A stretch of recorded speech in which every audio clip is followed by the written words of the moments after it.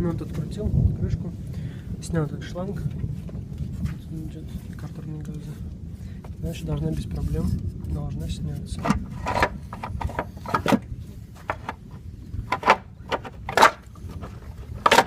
Одной рукой просто неудобно. Опа.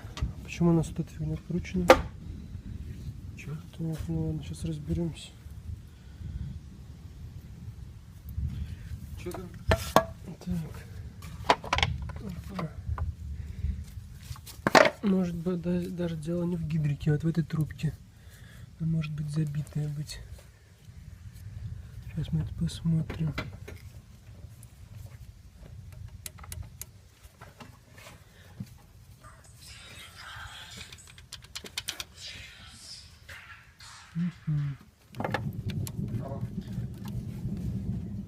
Юран, звони, что сказал?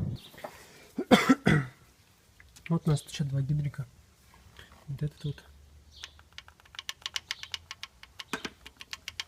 Ну, не так должен болтаться. Просто свал ослабил, где-то он тоже сильнее болтает, чтобы достать. И вот этот крайний.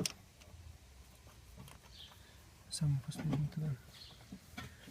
Ты просто вал ослабляешь. Ну, правда, не полностью крутишь, а вот примерно вот так вот.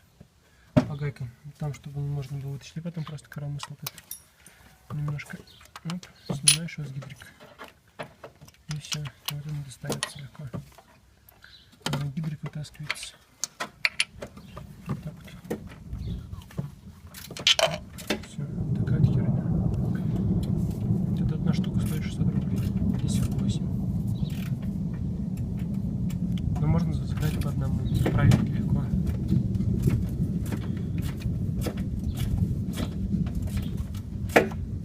Все, потом вал меняем гидрик.